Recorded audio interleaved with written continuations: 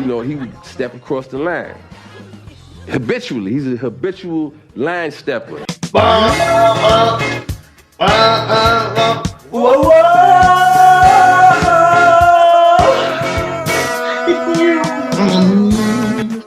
What up? What up, you married man, you? Oh, yeah. Welcome to the club. Me. Hey, Me Captain and Baby, let's save the world. Got a little bit of bling, man. Today on the Habitual Line Steppers podcast, I'm Garrett Langley Henson. And I am the recently married Terry Ricardo de Shazo Matthews. No, I'm just fucking with you. Taking her joint. Nah. Hell nah. That would be funny, though, but nah. That's what I'm gonna do. I'm gonna get rid of this Langley Henson goofiness and just be like Garrett Monroe. Is that your girlfriend's last name? Yeah. Oh, word. Yeah. That's tough. True that. I thought it was not social or anything like that. So for all you listeners out here that are hoping to like steal her identity, relax. Hey, look, if you want to find pictures of Garrett's girlfriend, just go to the thehlspod.com. And while you're there, check out some of our articles. Oh, yeah. I do want to mention at the beginning of our podcast, I did start a new weekly series on www.thehlspod.com.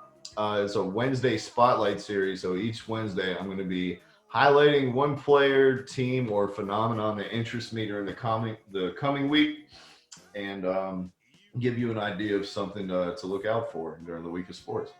Awesome. And don't forget to subscribe to our YouTube page. Yeah. It's the Habitual Line Steppers. That is the Line name. Steppers is hyphenated. Because You might have to unhyphen it. all you Huh? motherfuckers that don't understand punctuation.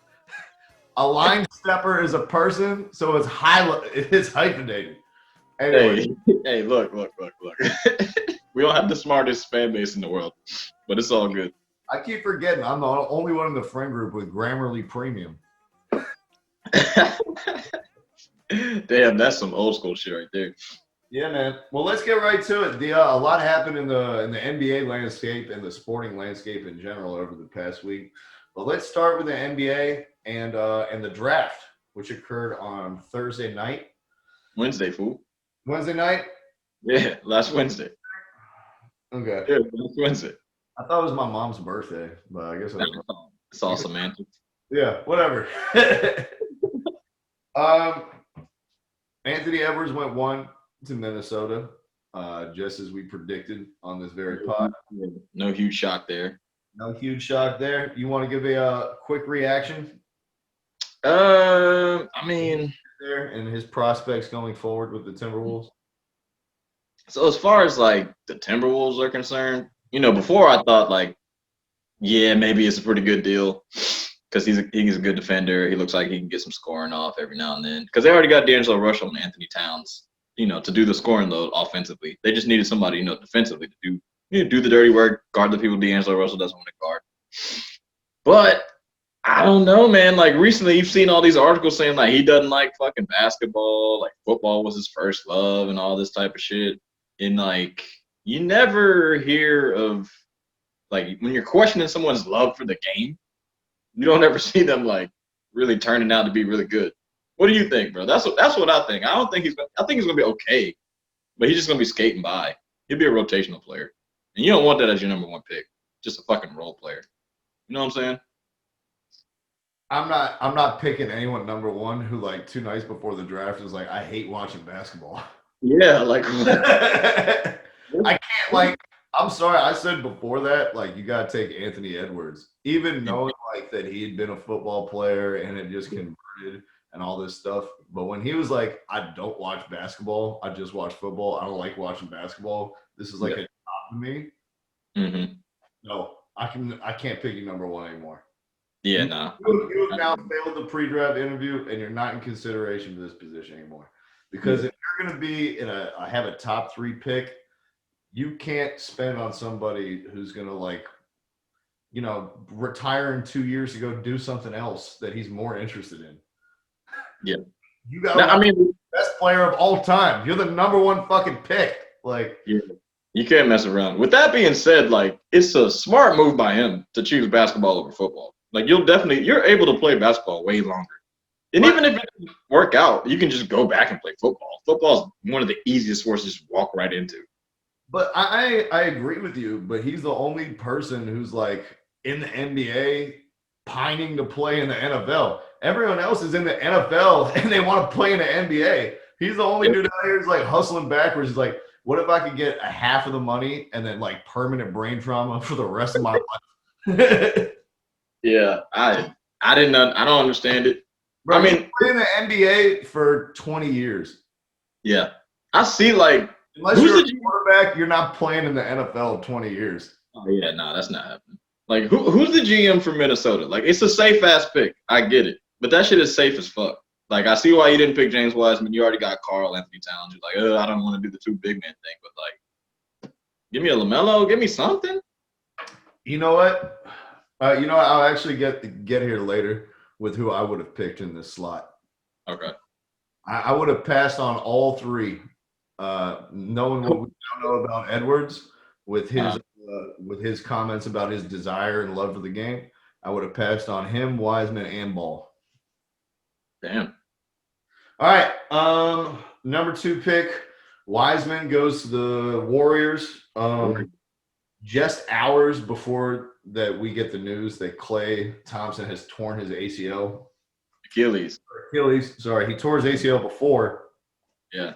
Now he's torn his Achilles. Yeah. For all intents and purposes, slammed the door shut on their championship window. Yep.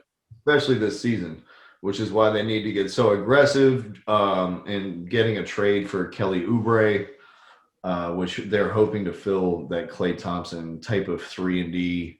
I don't really do much but catch and shoot type of dude. Yeah. Good little pickup for Kelly Oubre, but go ahead. The championship, that shit's done. There's no championship hopes. Go ahead, sit back and relax, Warriors fans. Watch Steph Curry score about 27, 28 a night. Have some good fun. You know what I'm saying? James Wiseman, we'll see what he can do. There's no, like, I don't want them to fall in love with, like, all right, we're like the 4th seed. I think we can sneak in. Like, nah, fuck all that. Give You this guys kid are now a really fun team. That's who you are. You're a really great league pass team to watch that's not going to win the championship. Exactly.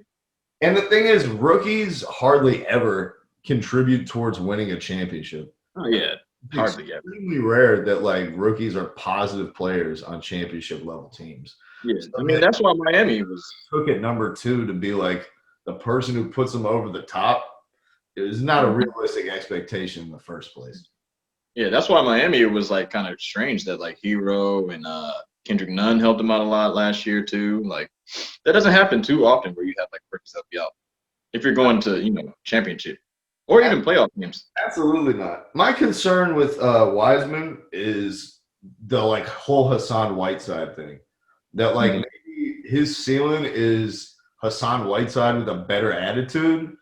And I'm not sure that's like the dude I want to pick to bridge the gap from like dynasty to dynasty. Yeah. Possibly. But at the same time, like just going off for that comparison right there, if Whiteside did have a better attitude, like towards the game, he's actually a borderline all-star almost every year type of player. You know what I'm saying? But Wiseman can score a lot better than Whiteside. He does play defense pretty well. He's a 2-hand blocker. He uses left most of the time, I would say. But I mean, I like the kid. I got nothing to knock on him. He's another one of these dudes that I worry about having the Dwight Howard syndrome, where you're not that good at posting up, and yet you want a big portion of your game to be centered around post touches. Mm-hmm. If he comes in knowing like this is why the Warriors are a good fit for him. Yeah. Because you can't come in like if he went to the Hornets and tell them like this is what I plan on doing here. Yeah. It's like, no, we have all these all-stars here. We were a dynasty team. This is what you're gonna do if you want to fit in here. And that does not include getting the ball on the nail, facing up, doing the Carmelo Anthony pump fake jab step shit until you shoot a contested fadeaway. Nope. So if you want to catch the ball, dunk the ball, make passes to the short corner, skip passes on the pick and roll, and then make dump off passes to people in the dunker spot, then that's what we're going to allow you to do. Yeah. No. Anyone who got drafted in this whole draft, like this is the team that you want to go to, bro. I'm telling you. Because your whole life, I'm telling you right now, your whole life you win. Elementary school, middle school, high school. You didn't play much in college, but I mean, you are used to winning. And then when you get drafted like 1, 2, 3, 4, 5 overall, you're gonna fucking lose. So like going to the Warriors, this team is gonna make the playoffs. Like you just need to humble yourself, grind out. You'll be fine, dog. Just play. Don't ask for the ball. Play. You guys are gonna win. Do your role. Eventually, you're gonna get your shine. But like right now, these first couple of years, just learn from everybody. Do your thing. You're gonna be all right. Just be a wet sponge and just try to soak up all the knowledge around you, because they have great championship quality veterans on this team, like Draymond, that he can learn so much from. But he is in a unique position where he has all these mentors around him that he could soak this knowledge up for him, but he also legit has opportunity to play and play a lot. If you look at the other dudes that the Warriors have been trotting out at center in the last half decade, I mean, it looks like dudes that you could sign in free agency on like 2K or whatever. Pretty much. Old ass wash up Andrew Bogut, Yep. Joe McGee, Jordan Bell. Yep. The other black dude who came to play for Atlanta, Daniel Jones, or what's his name? Did you have Daniel Jones? Did they have Warriors? Yeah. You had Kevon Looney. Damian Jones. They had Kevon Looney. Is a huge dude for them. They signed. I'm talking about like Jet centers for the last half decade has been like nothing but bums since Andrew Bogut. Boogie. They signed DeMarcus Cousins, like the remains of DeMarcus Cousins, right after he tore that. What did he tear his Achilles or ACL? I can't even keep up with his injuries. He was fucked. His Achilles. Yeah. So I mean, they've never had a good big man. So this could be. I mean, we'll see how it goes. I like it and don't like it at the same time. But if he turns out to be, like a really good player, this might be the thing that like turns their franchise from not continuing to fuck up like on the past year and keep the dynasty going. You know what I'm saying? This could be the bridge piece, and he's in a really unique place. It's rare that you see like this type of infrastructure and organizational support and a winning culture, and then you also have the opportunity to play 30 minutes a game as a rookie. Those two things don't often collide. So he actually has been put in the most favorable situation out of anyone in the draft. So ultimately, like if he busts, that's like on him. Yeah, straight up. Any more advantages. That's all him if he fucks up. It's all on him. So speaking of another potential bust, let's go right on to number 3. Our Charlotte Hornets. Well, not my Charlotte Hornets. I stay out here repping my birds, baby.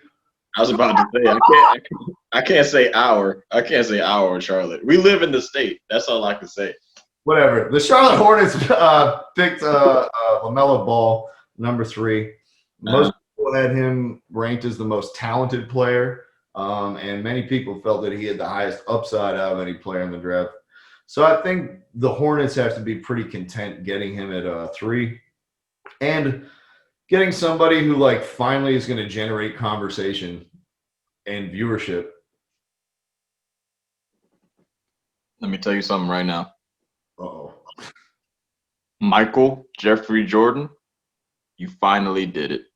You finally got someone good on your team. Fuck Kemba Walker. I don't give a fuck about him. This dude, LaMelo Ball, is about to be the cornerstone for the next 15 years for the Charlotte Hornets, and they're going to be straight. I'm telling you. This dude's a superstar. At least somebody's going to sit at the game. I don't give a fuck. Like, at least you got somebody. Now, you signing Gordon Hayward, I don't know what the hell you were doing. But you drafting LaMelo Ball is the smartest thing you've ever done in the last 68. How old is he? 40? It's the smartest thing he's ever done. I just got to give him some kudos. Little clap. Are you kidding me? What? We're thinking Michael Kidd-Gilchrist or Sean May or Adam Morrison? No, hell no. Hey, look, we can argue like who has the uglier jump shot, LaMelo Ball or Michael Kidd-Gilchrist. We can argue that. At least LaMelo Balls went in like overseas in 2 different places. Michael Kidd Gilchrist's jump shot, like if he did that in front of a policeman, he'd probably get shot because they're thinking that he's going to try to attack somebody. Like he has a slingshot. Yeah, Michael K. Gilchrist. I don't know what the hell. Like play pickup in public parks because it's endangering all the people around him. Bro, he shoots a basketball like Charles Barkley hits a golf ball. His fucking jump shot is horrible. The Markel Fultz free throw routine. So this is what I want to say about LaMelo, man. Go ahead and say it, man. I appreciate your take that at least finally MJ swung for the fences. Yes. Instead of picking a safe 4-year collegiate player that we all knew had like a high floor but was never going to be a top 15 player ever. Mm-hmm. So at least he fucking went for it. Yeah. What I'm going to be intrigued in, the thing is now he's going to a place where there's not an established veteran coach. There's not this coach isn't going to be in a position to tell LaMelo shit. There's not a veteran on the whole entire roster that you'd respect that's done anything in the playoffs or has any type of like championship pedigree or anything. There's no one in the locker room. As soon as somebody tells LaMelo, he's going to be like, shut the fuck up, man. Like, I'm the face of the team. Yeah. So this could be like prone to developing a lot of bad habits and a losing mentality that he's had. He hasn't been successful playing in Lithuania or Australia, although he was very successful with Chino Hills winning the national championship. Yeah. My thing is that, like, either way, I'm thrilled because this is like watching somebody go 200 miles an hour on a freeway on like a motorcycle. Yeah. I don't know if he's going to like make it all the way through or if he's going to fucking crash and cause a pileup. But either way, I want to see it. Yeah. They're going to be a fun team to watch, man. They're going to be a fun team to watch. If Malik Monk can get some shit together, they might have an okay team. Now, this is a person I've given up on entirely. Malik Monk. Nah, it'll be fun. Look, His pre-draft comp was J.R. Smith, and I want to say Jalen Rose nailed that one. Yeah, true. Let's have this conversation, though. So we have a bias because we live in North Carolina. But as far as, like, all these other, states and everybody else in America, they're just like Charlotte is basically the same as Milwaukee, is basically the same as fucking Orlando. Like, it's basically the same as Oklahoma City. Like, we think Charlotte's big because it's the biggest city in our state. But everybody else doesn't really fuck with Charlotte like that. So this is big for Charlotte. Like, they can have their moment. If he is good, as everybody, wants to think that he is, Charlotte can come back. If he's not good, then, at least you did something, man. Well, half of it, I think at least that's a win, is just like establishing a culture and an identity. And at least like Charlotte, in many respects, is similar to Atlanta, and that it's very culturally diverse, and especially is filled with black people. And like LaMelo's style of play with like it translates very well to like Instagram, to like small clips, to like flashy shit. And like this is gonna get people interested one way or another. If he can be like a good player, like an actual top 20 player, it could change the perception of the Hornets in the city because the shit that he's gonna be doing on the court looks cool. Yeah. It's not gonna be like Paul Millsap, showing up with his lunch pail and doing like quietly effective shit. Like pointing at the fucking logo and splashing it. Or shooting air balls. Yeah. We don't know. I'm telling you right now, though, it's just you're exactly right on your analysis. The way that he plays, if he gets the exact same numbers as Kemba Walker, everyone's gonna be like, "Oh no, but LaMelo Ball was the truth, though. Yeah. He was the truth, man. Like Kemba was straight, but LaMelo was the truth, man. You can see what he was doing. Like, you know what I'm saying? The way it's exciting. It is. At least you got something exciting to watch now. It is. Because for the past 15 years, man, it's been crazy. They made the playoffs 3 times. Got swept, I think, twice out of those 3. It's as soon as they did the Bobcat shit, man. Oh my God, as soon as they did the Bobcats, they fucked themselves. Do we even have Bobcats in this whole state? No. Do we? No. What the fuck is a Bobcat, dude? Is it a mountain lion? What's the little lion Bobcat? It's a little tiny ass mountain lion. Pussy ass fucking mountain lion. It's a tiny mountain lion. I don't really know where it is, and I don't think it's North Carolina. I'm not gonna lie. What we should do one time, Terry, is just have a podcast just on like the names of every team. Oh Just yeah, dumbest fucking names in sports and shit that doesn't make sense. we should. We should. All right. I'm gonna write that down. Yeah, good shit. All right, let's we don't have to talk about every draft pick, I don't think. We don't have enough time to spend 5 minutes on all 60 players who were drafted. So let's just go down to some of the people who interest us. Who went number 4 and 5 this week? Patrick Williams went 4, FSU kid. Yeah, I don't think we need to talk. We'll talk about Detroit in general a little later with all the things that they've done. Oh, he went to Chicago. Oh, sorry. Cavs got Isaac Okoro. The Hawks got the dude from USC, Onyeka Okongwu.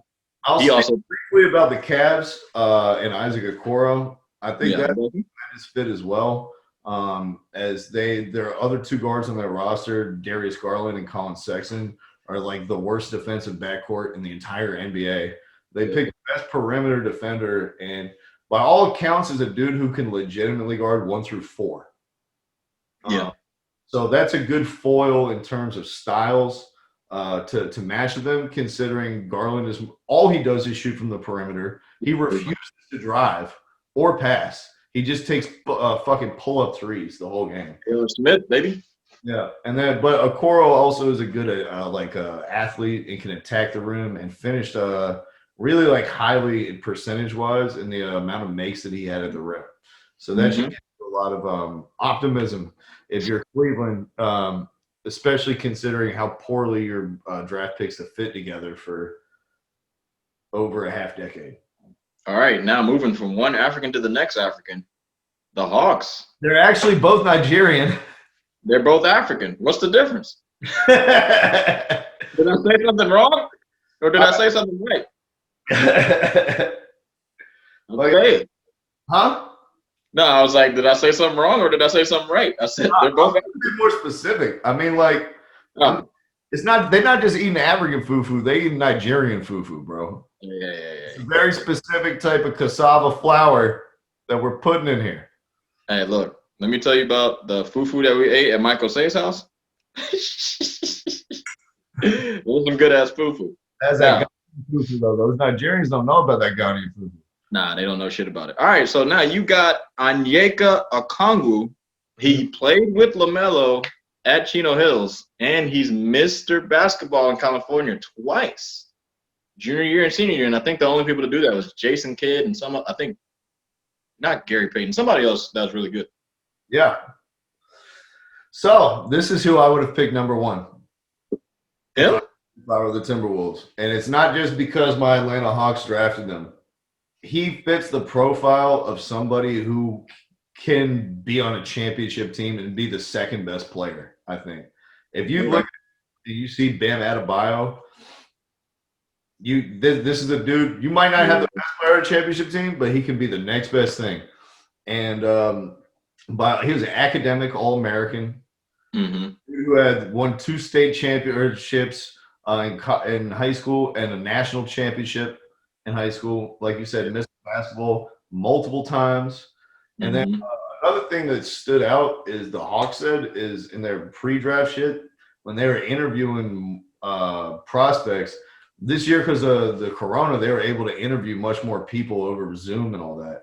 And so they always asked like every prospect, who was the like hardest person that you played against? And they said overwhelmingly, almost everyone said him. He had like the most amount of responses. So he's a dude, really good feet, tremendous hands and coordination, unselfish demeanor, and like team first persona that's also accompanied by a high degree of effort and a really nice touch around the rim. Like his hands and finishing around, he has a really nice soft touch.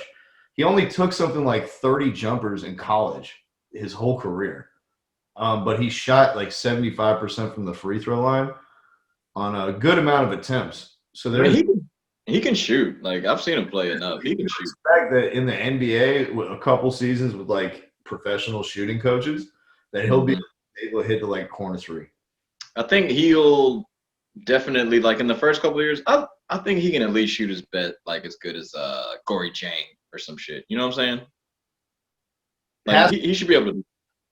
He should be able to do something. If you can just hit 35% from the corners and you don't take any above the break threes at all, totally fine with that. Yeah. Nah, I like the pick. I really like the pick that y'all did. He's a defensive cornerstone dude. My thing about it is like I don't know like playing time where he's gonna be at because you just got Clint Capella. I'm not sure if you want to keep him or get rid of Clint Capella or not. Or I mean John Collins is your guy too, so I don't know where his playing time is gonna go. But I do like the pick. He's a good player. I've seen him since high school. Like everybody should know who he is. Like I like him. So I'm just really concerned about like how many minutes he's gonna get. That's all I worry about. Well, my thing is that's why I never even imagined that we'd pick him, having Capella and Collins, and Capella hadn't even played a game for us yet after we gave up a first-round pick to go get him.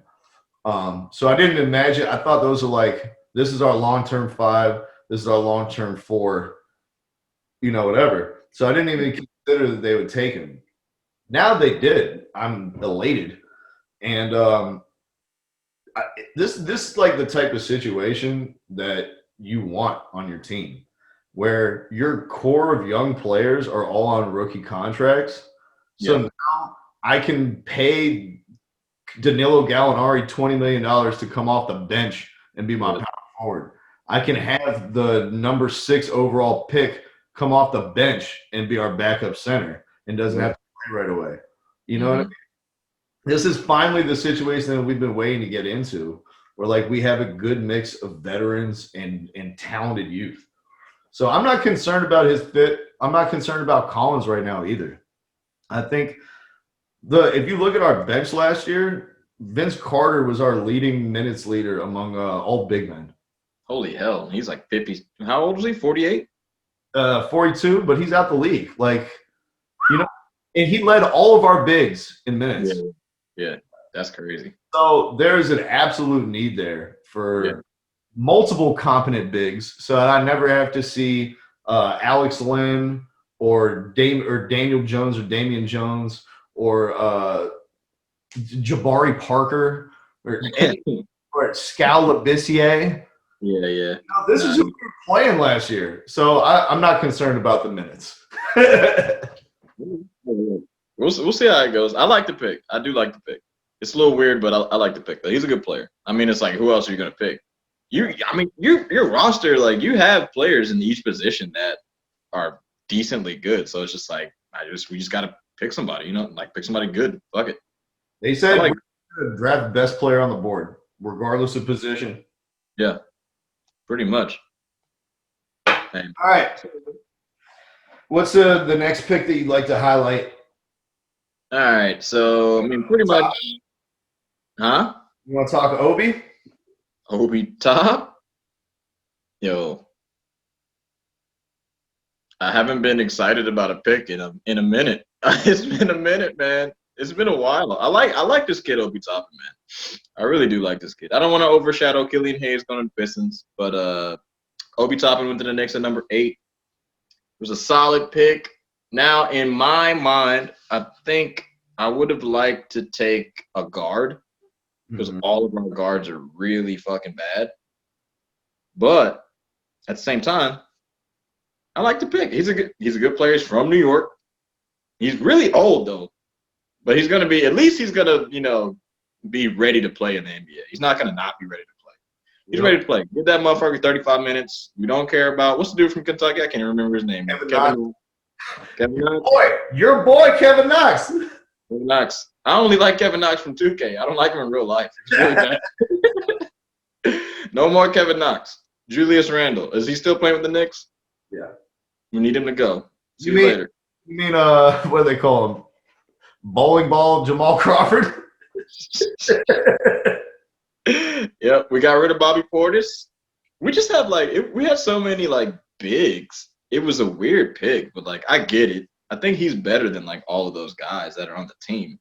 But I would have immediately becomes the best player on the Knicks. Yeah, pretty much. I mean, I like Mitchell, but he can't really. He's not an offensive player, but I don't know. It's gonna be interesting because it'll be. He's a 6'9", 220 kid. So he's in between a 3/4 type of like size wise. So I'm just really interested on how they're going to use him. So I'll tell you, he's playing the 4. He's a 4 in the NBA. He is John Collins. Are we getting rid of Julius Randle? Who gives a fuck? Like does anyone even want him? Like who would give up an asset to get him? I don't know. I don't know why we even took him. I'm not sure. It's because you struck out on Kyrie and KD, and then you're like, oh, I have $50 million burn a hole in my pockets. I gotta spend it on somebody. Nope, should have just kept it. There's no reason. You know how to use only one hand, and we're good in college. Look. There's no reason why we should have signed Julius Randle. There's also no reason why I don't need to hear fucking free agency talks between any Knick personnel person and Gordon Hayward. I don't need to hear that shit at all. I'm glad he's gone because they were like, no, we really wanted him. Like Gordon Hayward's a really solid player. Like, no, I don't want to hear that. Ask you a question real quick, Terry. Go ahead. How big of a failure is Worldwide West if he can't even get Gordon Hayward? Y'all brought all these Kentucky dudes and all these fucking basketball moguls that are so plugged into AAU and this whole scene, and y'all can't even get the one-time all-star white dude who tore his everything? You chose Charlotte over the Mecca? Bruh. Listen. He couldn't handle the pressure. Ha! The pressure of being in the fucking 10th seed every year. He couldn't handle the pressure. He couldn't handle the pressure of playing with the New York Knickerbockers, man. He couldn't do it. I don't really think they actually wanted him. I think it was just like, we'll sign you. Yeah. And then if the numbers worked out, they would have got him. If not, then they would be like, no, we're good. We'll pass on you. But to go back to Obi, man, I think you got to be happy as a New York Knicks fan. You guys you're going to do it, man. This is the throwback to the glory days. You know? Yeah. You know. Guys, and you can almost still remember that Raymond Felton, Amari pick and roll. Yeah. I closed my eyes and I didn't see Nikola Kina passing him the ball, but hey, it's not gonna be him. It's gonna be what's his face, the kid from Duke not passing him the ball. RJ. RJ Barrett, yeah, that motherfucker. I totally forgot about him. God damn, he doesn't pass the shit. Remember when he was supposed to be like better than Zion when he was coming to Duke? Yo, Mike Krzyzewski was tripping. But look, Obi Toppin, he's a well-rounded player. He shoots very well from 3. He shoots from mid-range pretty well. He can dunk like crazy. He doesn't have a good post-up game. In his defense, quote-unquote, he said he was bored playing at Dayton. He said he was too good to play hard defense. I'm just like, okay, buddy. Tom Thibodeau is really going to run your ass into the ground if you say, I ain't playing no defense. Play him 49 minutes a game. Yeah, dude.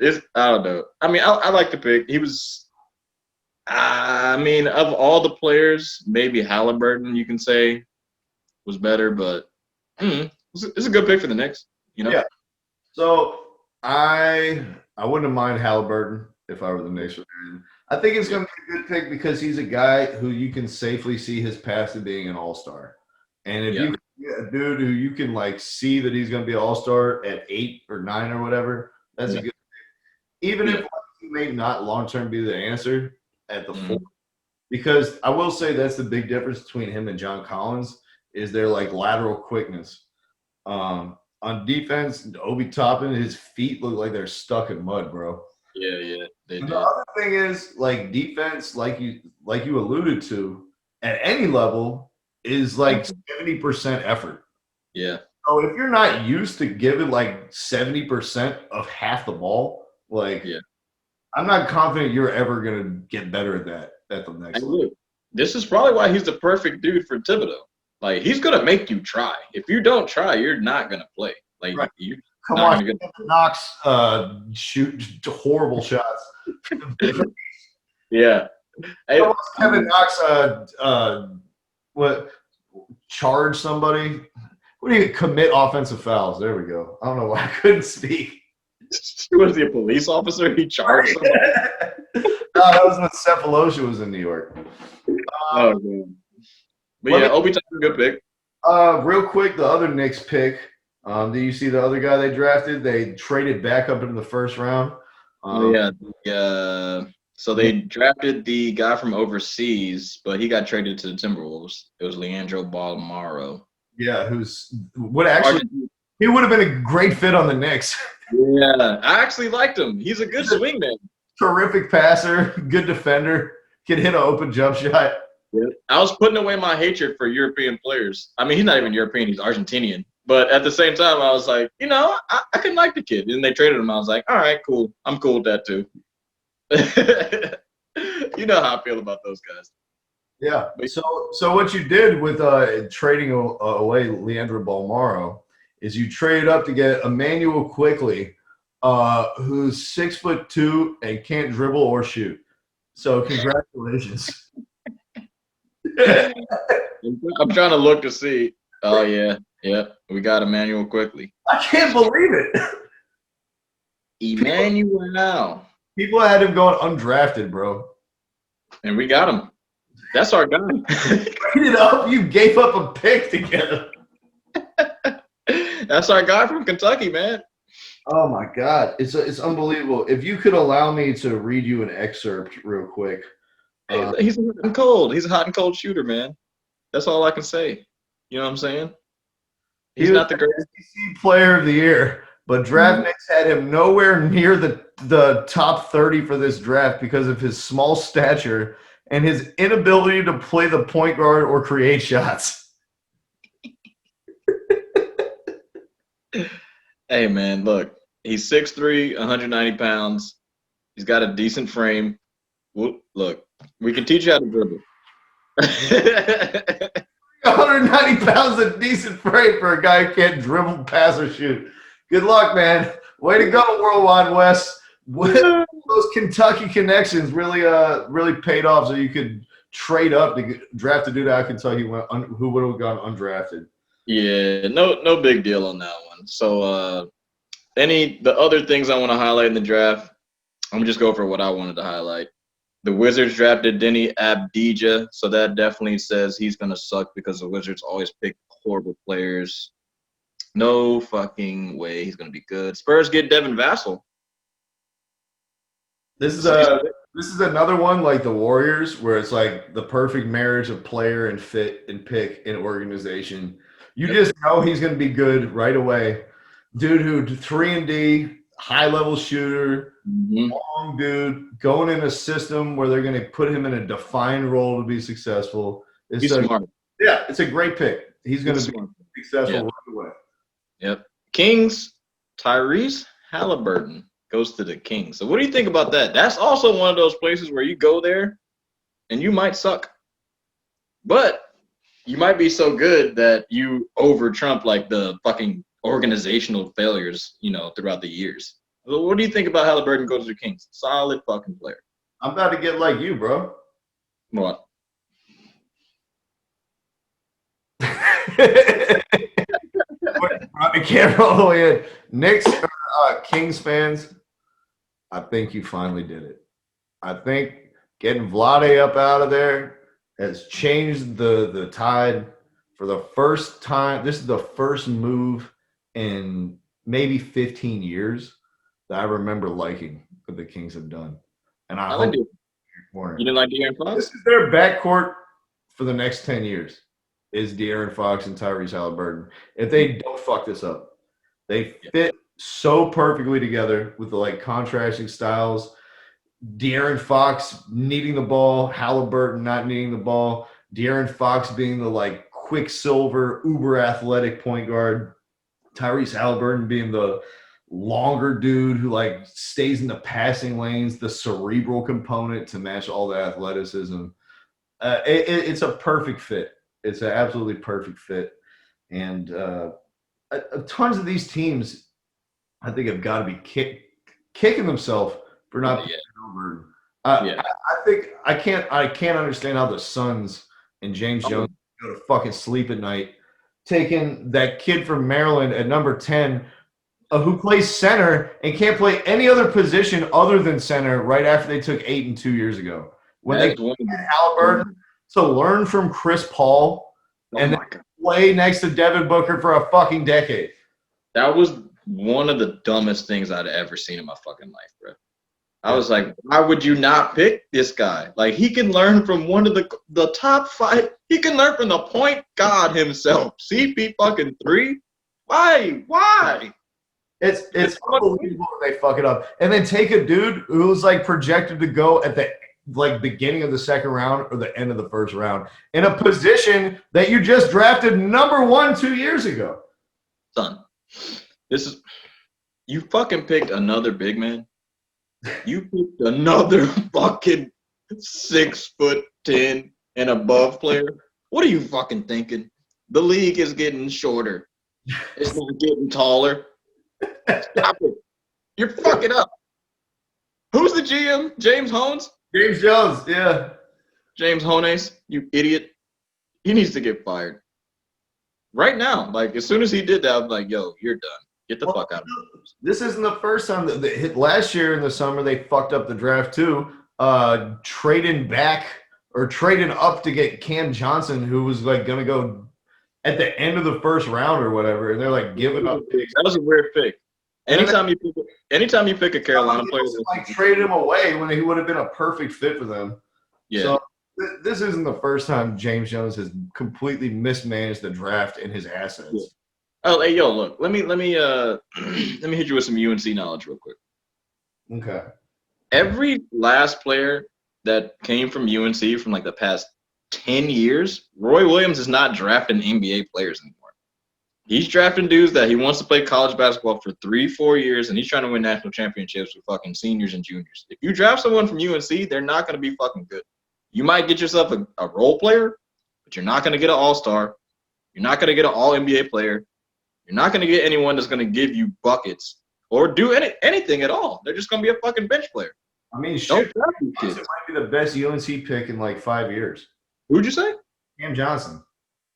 Maybe. Harrison Barnes. That's the last one that was good. But that was more than 5 years ago. I said 10. Oh, okay. As long as Roy Williams has been there.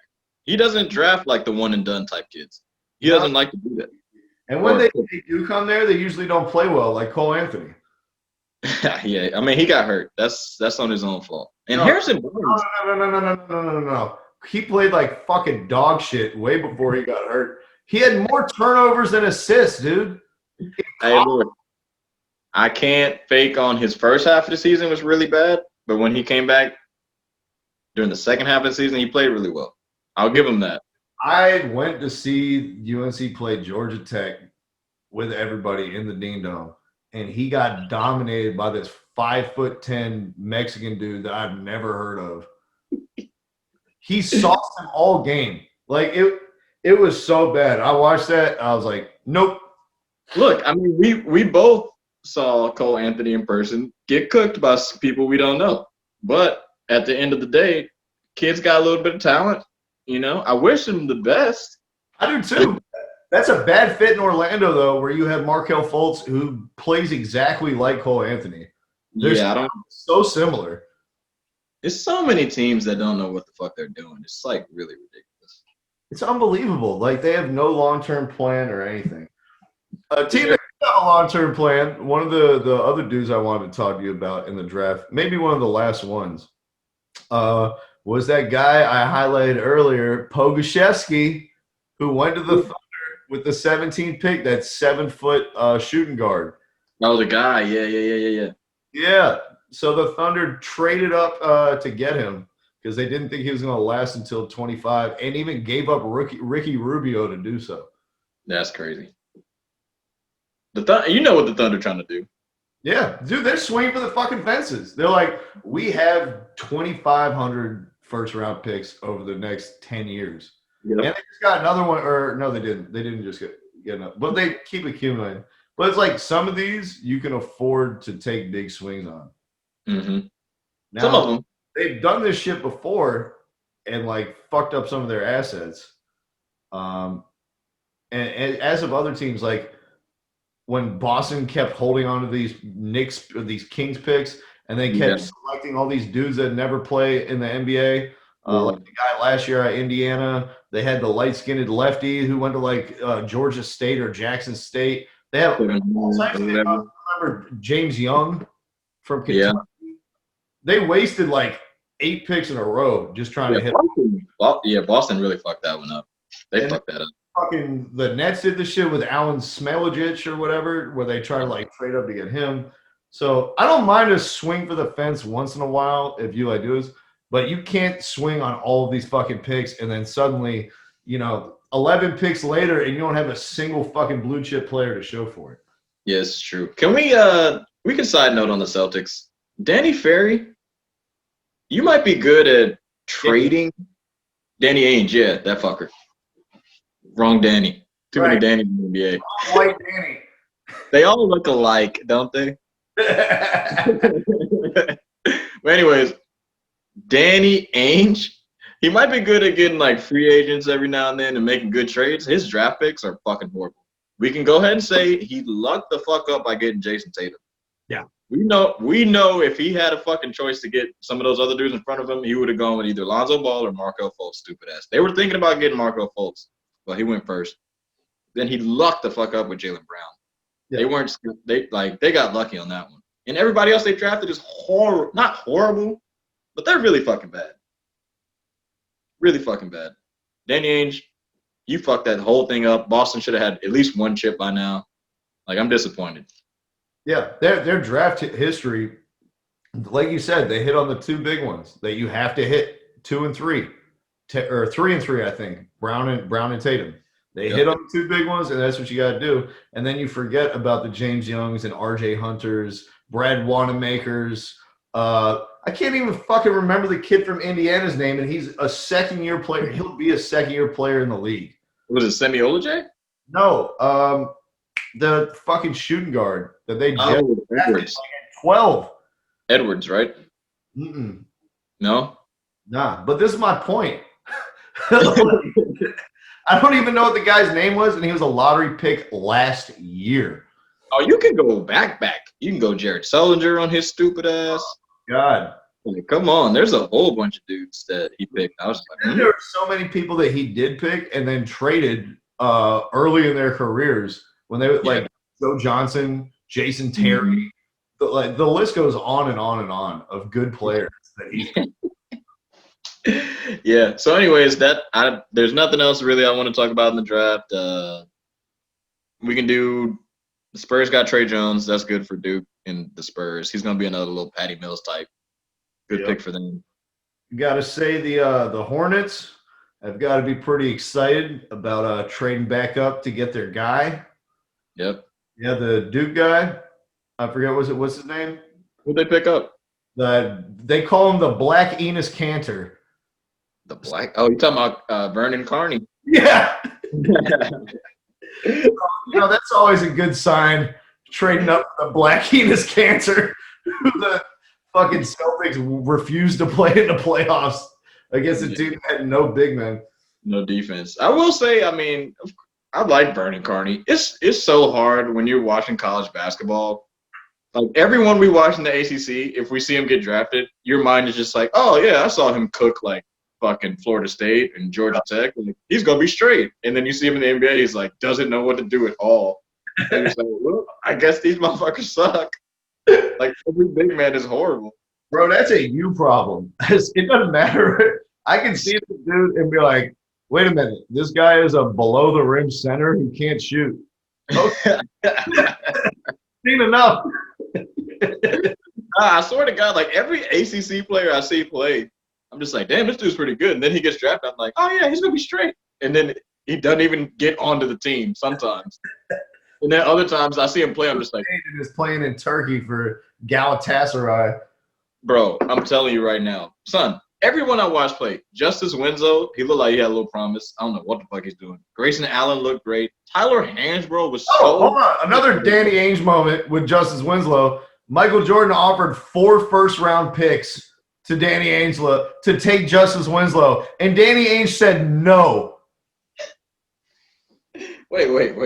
No, excuse me. I flipped it. Danny Ainge offered Michael Jordan 4 first-round picks to get into the slot to take Justice Winslow in that draft. Michael Jordan said no to Danny Ainge, and stood at the pick and took Frank Kaminsky. That's another one of those dudes. You can't make this shit up. These college guys, man, this shit's crazy. But it's so funny to me, right? We can talk about free agency and like trades after this. But it's so funny to me, right? All the dudes you know that are really good in the NBA, not all of them, but like a decent amount of them. Steph Curry, he played in college for a while. Yep. James Harden played in college for a while. Mm-hmm. Who else is left in this? Jimmy Butler played in college for a minute. Damian Lillard played in college for 4 years. CJ. And like the list goes on. But then it's like you watch these dudes and you're just like, you think he's going to be good, and they just fucking blow. So much of it, I think this is one thing I had to realize as well, is I got very caught up in this pre-draft process, being a Hawks fan and not being invited to the bubble. So this pre-draft process is like 6 months long for us because our season's been over since fucking March. Yeah. So like I started getting into like watching a lot of film on these prospects and stuff like that. And it's very easy to get enamored with only one side of the picture, which is the on-court play, and forget everything about the dynamics of their personality, the fit with the team, the individuals who have they around, their family dynamic.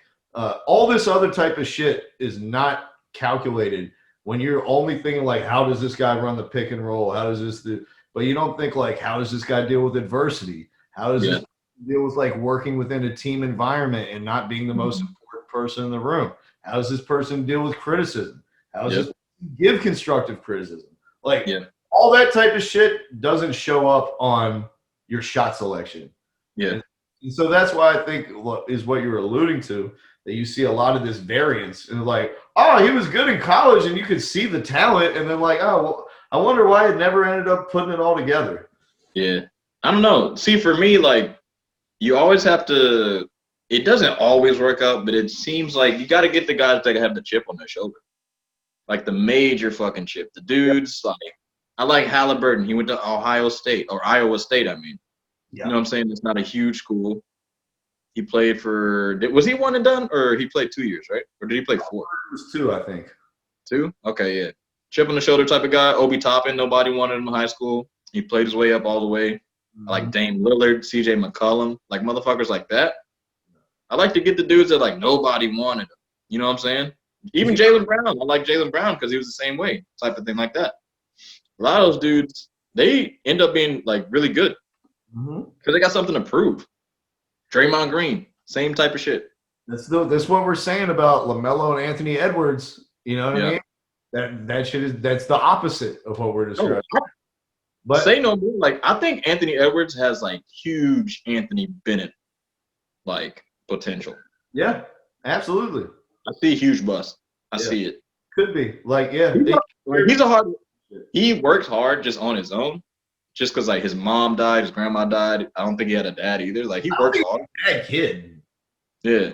But I want him to do well, but I don't know. We'll see. It doesn't seem like somebody who like wants to be the greatest. And if I'm going to draft you number 1, then you gotta like that's gotta be a requirement. Yeah. I don't know. We'll see. We'll see. I did want to highlight just one more player in this draft real quick before we go to free agency. And it's another one of these like great player meets great fit type of scenarios. And that is Tyrell Terry going to the Dallas Mavericks. Yeah, I heard a lot about this kid.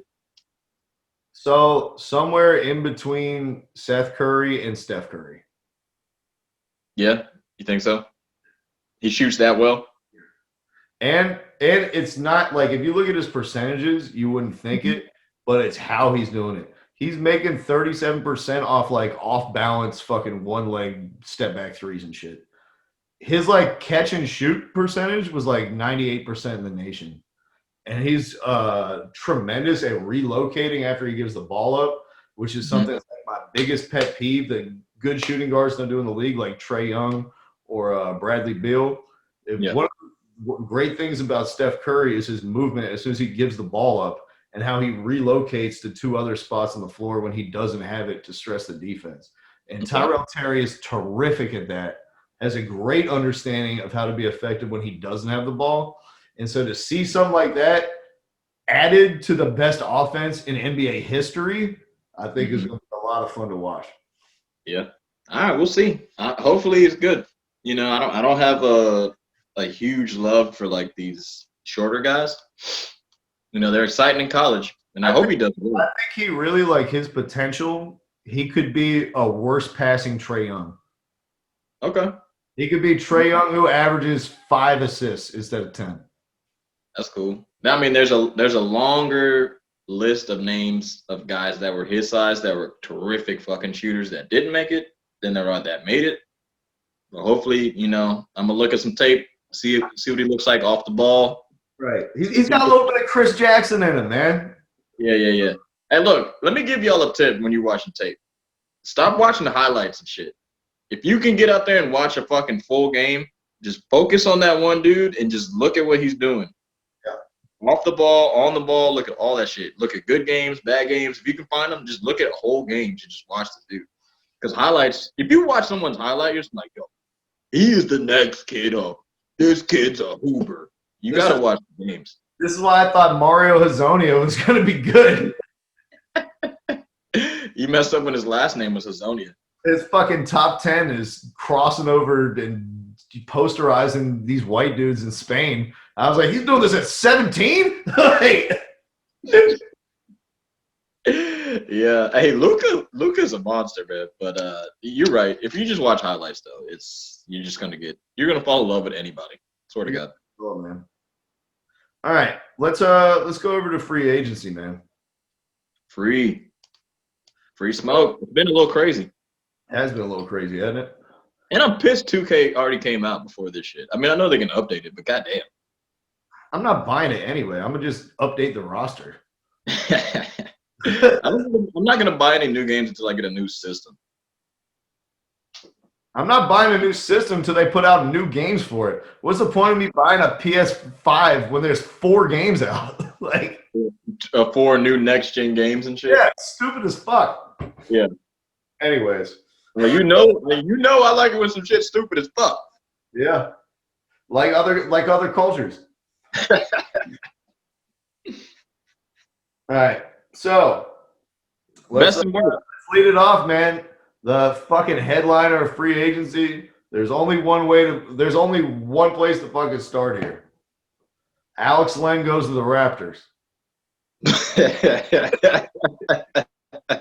Going there on a veteran minimum deal. Huge move for the Raps. Huge move. Oh, That's good. All right, so we talked about Gordon Hayward. He went back to the Hornets. Bad. Fred VanVleet went back to the Raptors. Great move. Try to see here down at the bottom. What's a great move for you? Gordon Hayward is one of the stupidest signings I've ever seen in my life. Yeah, that was ridiculous. Did you see the shit? He's one in 3 players to get multiple contracts that are worth $30 million a year or more. Who was the other dude? Chandler Parsons? No, it's him, LeBron James, and some other motherfucker. I'd have to look up the other person, but it's him, LeBron, and some other person. I think it's like that doesn't even make sense because this is his 3rd contract. Yeah, that's what I'm telling you. It's only 3 players on his rookie deal. Huh? He wasn't getting $30 million on his rookie deal. I mean, that's what I saw. Like, I don't fucking research it. I just looked at it. That's not right. It's the same shit with the Doc Rivers rookie deal, and then the deal he signed with Boston, and then now this one.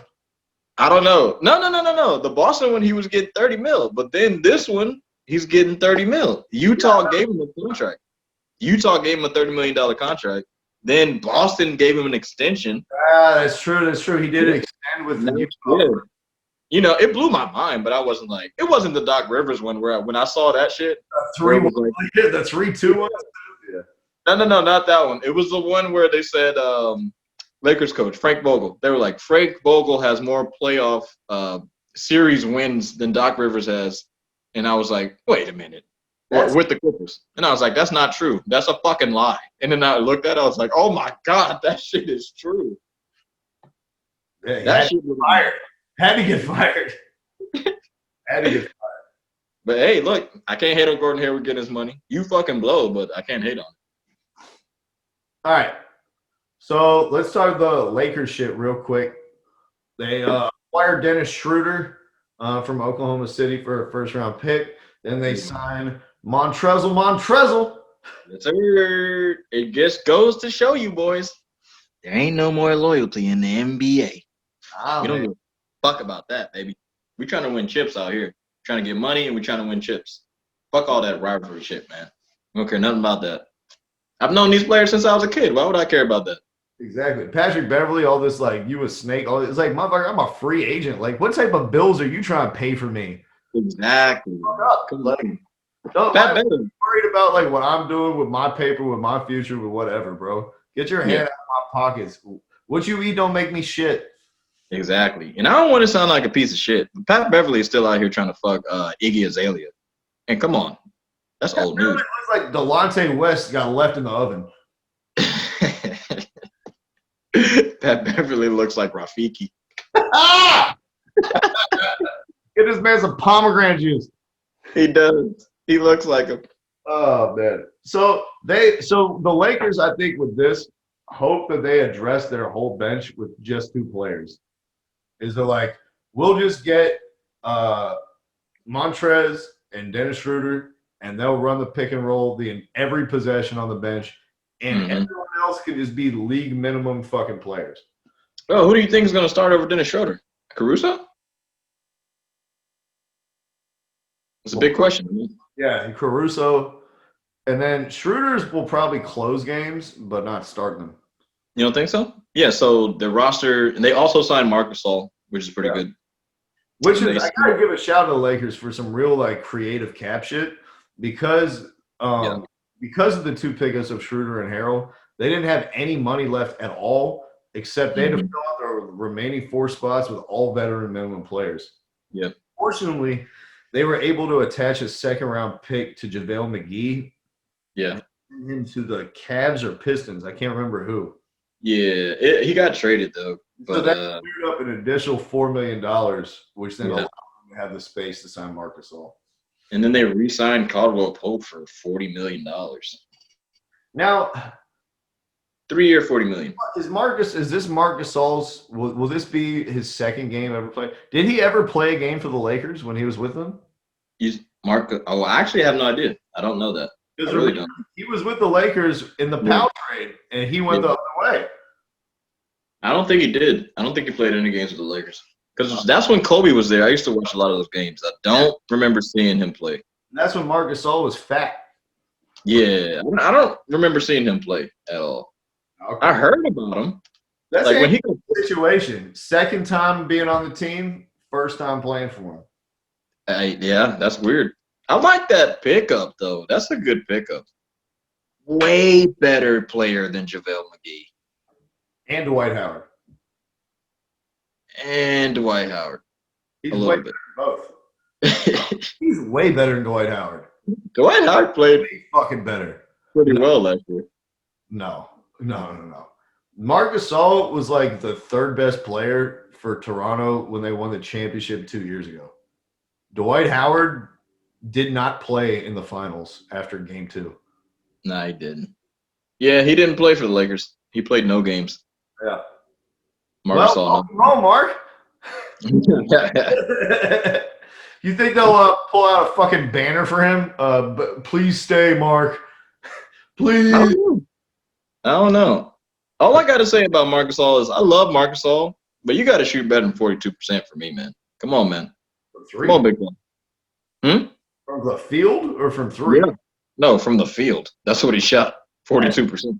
Yeah, last year. 46 games. 44 games, my bad. That's really fucking abysmal. I know. But he's going to like get everyone in position on defense. He's not going to make any mental errors. He's like a good passer who you can like run the second unit through if you want to get tired of the pick and roll, the high pick and roll between Schroeder and Harrell.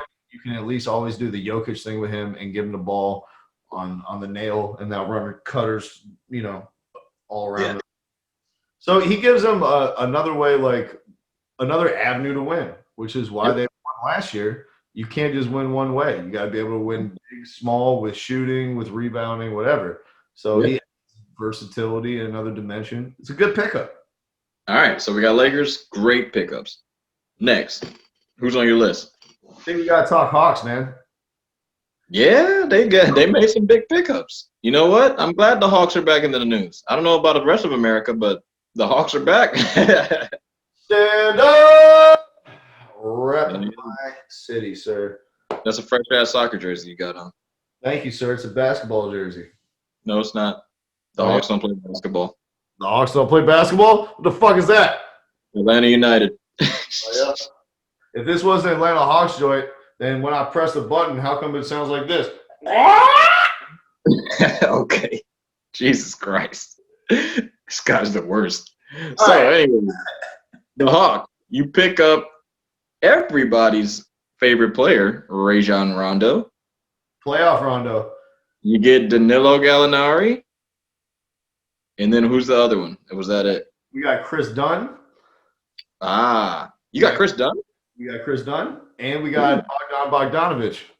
Oh, yeah, that's right. That's the one. You got Bogdan. Shout out to the Bucks for being idiots. All four of them. All of them are going to play an essential role in our team going forward. Yeah, you got to shout at the Bucks. Yo, shout the Bucks out. Like, shout them out. Yeah, Idiots. I want to have a whole segment on the Bucks for fucking up two separate transactions. They're tampering, which allowed us to sign him. Yeah. And then, did you see how they fucked up the contract for what's his name, the white boy, Pat Connaughton? Oh yeah, that was after they fuck up the contract for Bogdanovich, and they don't even ask him if he'd agree to a sign and trade. Mm-hmm. Then they offer Pat Connaughton a contract that's not legally allowed to exist under the NBA collective bargaining agreement, and then they have to it gets denied by the league office while they're playing their other moves around it, and so they end up having to send picks away to fix that mistake to get that space right. You know what? It kind of reminds me of I'm not going to say which employer I work for because I'm trying to keep my day job. But it reminds me of when they're just all right, there's not really much training here, GM. We're just going to put you out there on the floor and see how you do. And this dude didn't know the rules. He didn't know anything. And he was like, yeah, Bogdan, we get Bogdanovich? Oh, hell yeah. Yeah, we'll take him. And then the league was like, you violated a lot of rules, so we're gonna go ahead and veto this fucking trade. You're an idiot. Then he goes back.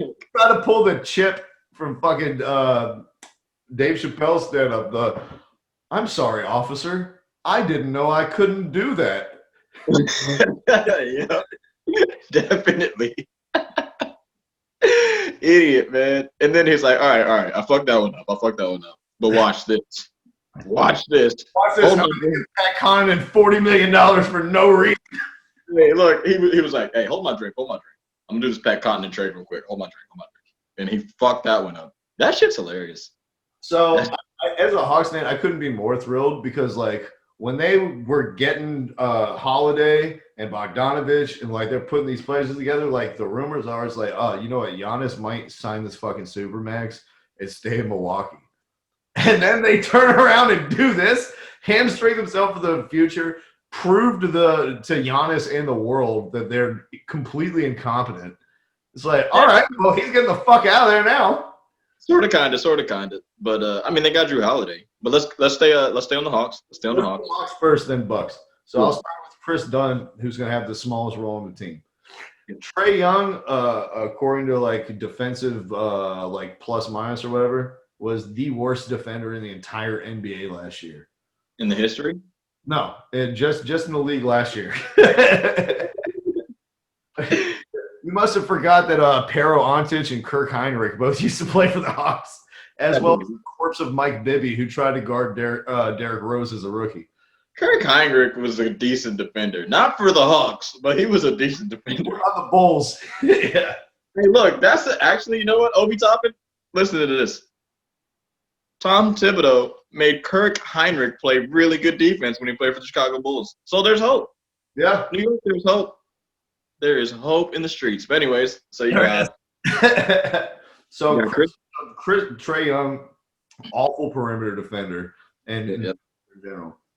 Chris Dunn finished 4th in the league in defensive win shares last year. Which is crazy. If he had played 36 minutes, Terry, he would have led the league in defensive win shares. So the reason why he doesn't play more than 20 minutes a game. And that's because he's an absolute zero on offense who can't do anything at all. But Trae Young can do all the stuff.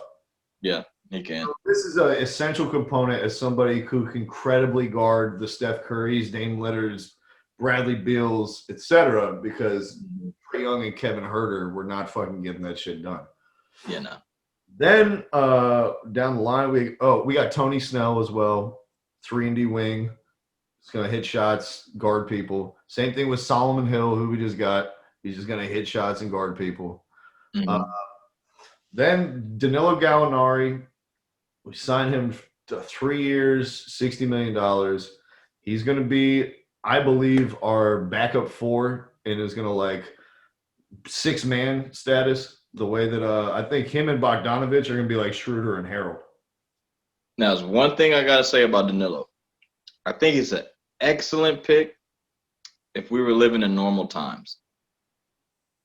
You know he's prone to injuries, and they're really going to pack this season in. Mm-hmm. And I don't think it's going to work out for y'all this year. Like when they stretched out, so the last couple of years, he was okay because they stretched out the season from like mid-October to like the end of July or June or whenever the finals are, whatever the fuck. Yeah.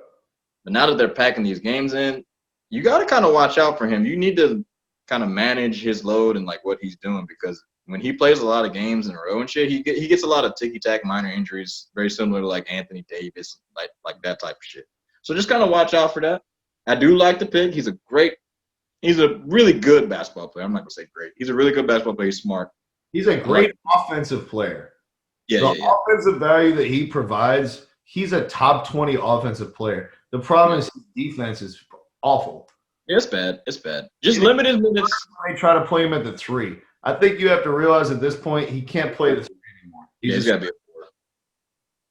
He's got to be a 4, if not a small ball 5. That's what they were saying is like all these fans and ESPN people is like, oh, he's going to go to Atlanta and play the 3, and we're going to run fucking Trae Young, Cam Reddish, Danilo, John Collins, and Clint Capella. Yeah, nah. I don't see that happening. I don't think you're going to be able to survive with Danilo guarding 3s and Trae guarding 1s. Yeah. But no, I mean, you can't predict injuries, but if you give me a solid history of injuries, you know what I'm saying? I feel like I can predict that you just need to slow him down. Yeah. I'll say the real exciting thing about his offensive potential is this. The Hawks ranked dead last in the entire NBA in three-point shooting last year. Danilo Gallinari is the only player in the entire league to rank above the 90th percentile last season in catch and shoot 3s, pick and roll possessions where he was the ball handler, and pick and roll possessions in which he was the roll man. So he those 3 skills at a fucking elite level to a team that couldn't score fucking points from the perimeter besides Trae Young. Yeah. So he's a good pickup. No, he's a good pickup. I like it. He had the worst bench in the league last year. Like I alluded to earlier with Vince Carter leading our bench in minutes. Just the litany of all the horrible people that we had to play out here. It's embarrassing. So the 6-man shot in the arm, instant offense off the bench. Yeah. If the roster stays how it is now, he'll probably be the primary ball handler for the second unit. Hopefully. We'll see how it goes. That's one thing that I thought the Hawks didn't address this offseason is Trae Young is essentially the only person on our team who can dribble. Mm-hmm. And that's not good. You got Rajon Rondo now.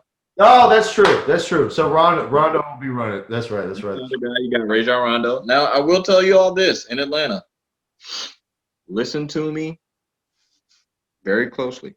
Mm-hmm. You're going to get frustrated with Mr. Rajon Rondo throughout the regular season. But do not lose hope. Don't give up. There's playoff Rondo.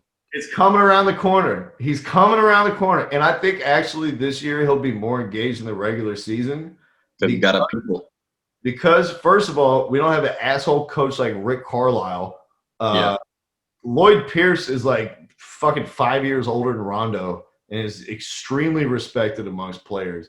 He's not going to try to treat him like a little kid and shit. So I think there's going to be mutual respect. And so he's going to be like the leader on this team as far as like Trey is now going to look up to him. Like all these young players, him for the example. He's going to fill those shoes that Vince Carter left. Mm-hmm. And but he's got a little more respect though. So I think he's a guard. He's a guard, same position. And he's a champion, 2 times. Yep. Call him 2-time Rondo now. Yeah, and so I think he's going to be more engaged in the regular season because he has more responsibility. Mm-hmm. He knows, unlike a LeBron team where he can fall back and they'll just let LeBron and Anthony Davis coast them all the way to the playoffs, more is going to be demanded and required of him, not just from a leadership perspective, but also on the court. And so that combined, the greater responsibility combined with the changes to his jump shot that we saw manifest itself in the playoffs with him not jumping nearly as much.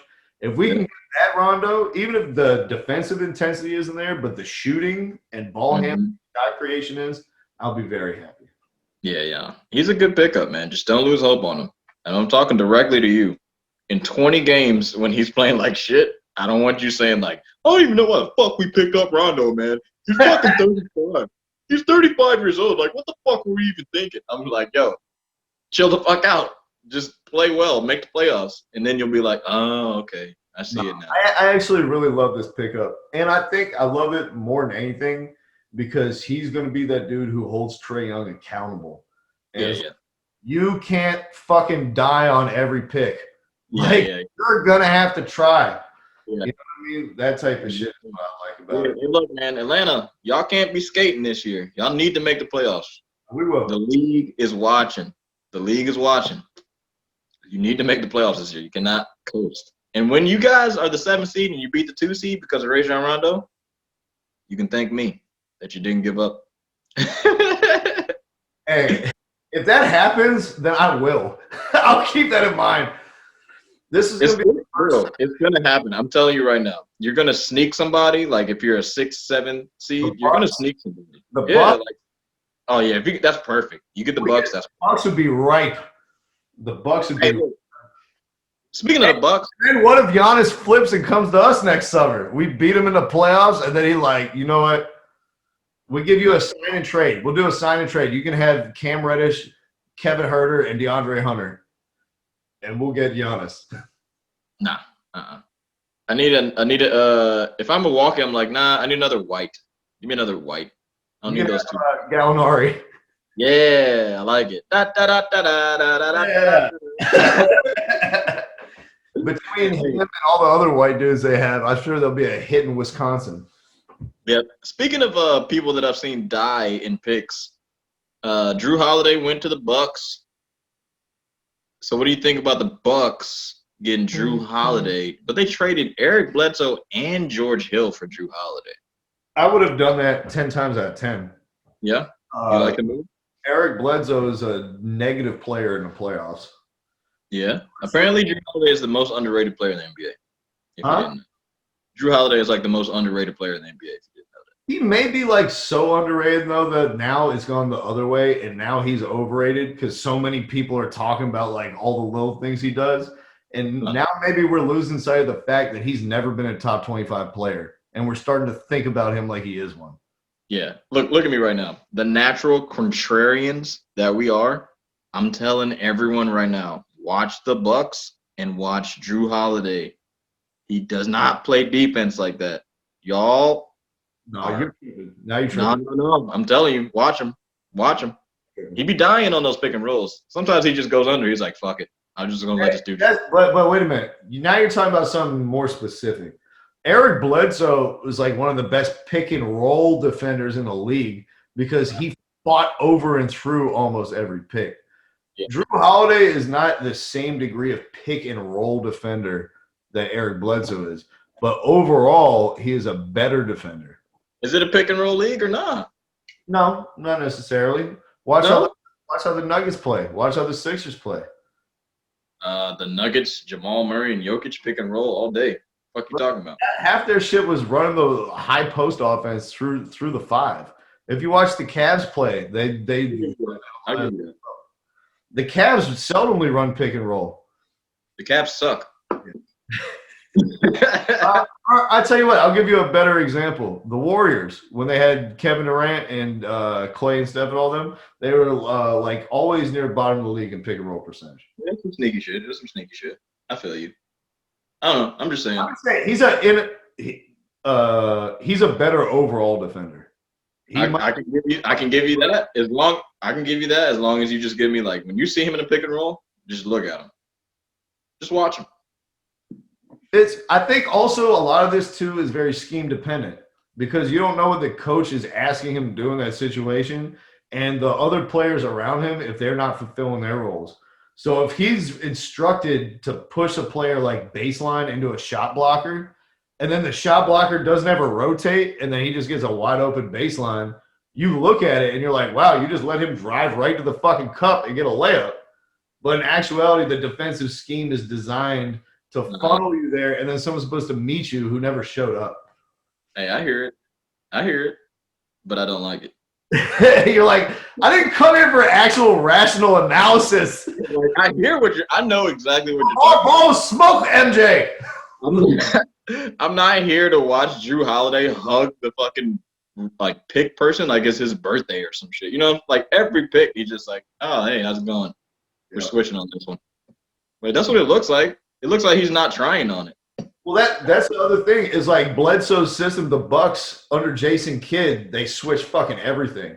Under Mike Budenholzer, they stopped switching and we're like blitzing shit and then recovering. So and that's how he won Defensive Player of the Year. Yeah, well, that's what I'm saying. Like Bledsoe isn't going to be doing that Drew Holiday shit where you hug and switch. He has to fucking fight over the top of that fucking screen, no matter what. I'm really interested to see that. I'm really, really interested to see that. It's the type of shit that is like really interesting to me. I'm not a zagger when people zig. I don't want to be a piece of shit. I'm just saying. I'm really interested to see what kind of pick and roll defense he can do because they need it. I tell you what, the combination, I think you have to think of this, like the original question that you're Drew Holiday and you're giving up George Hill and Eric Bledsoe. I think you got to think of it less as like 2 for 1, but the combination of Drew Holiday and DJ Augustine is going to be better than the combination of George Hill and Eric Bledsoe. Now the DJ Augustine thing, I like the DJ Augustine thing. I like the Drew Holiday thing. I'm not baking on it. But like the 2 for 1, I was like, all right, I need to see somebody else get picked up. You know? Yeah. That's all I wanted to see. That's so now they got DJ Augustine, who's the top point guard in the league.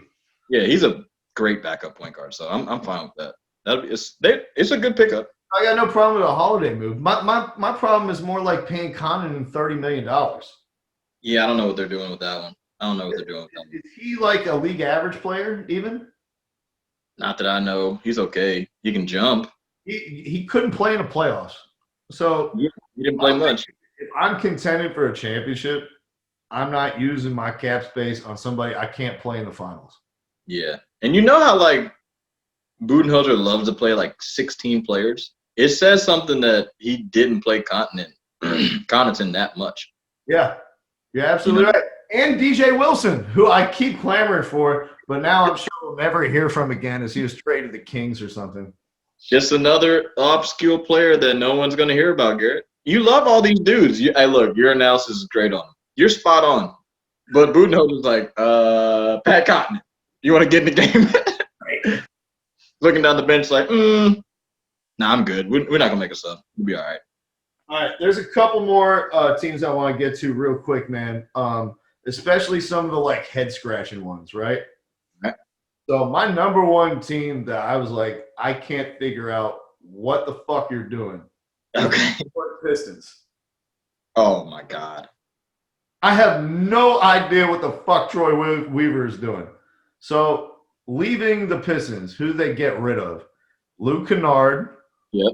a desirable player who's a positive shooter. They gave him to the Clippers.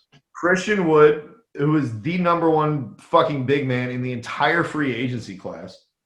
Yeah, he was good. He's a good player. Dude who can defend in space at the rim, score with efficiency, and make threes. Should be a highly coveted player who they had the restricted rights to match and elected not to. Yeah. Right? Then they lose Kyrie Thomas, Bruce Brown Jr., Justin Patton. Nobody cares.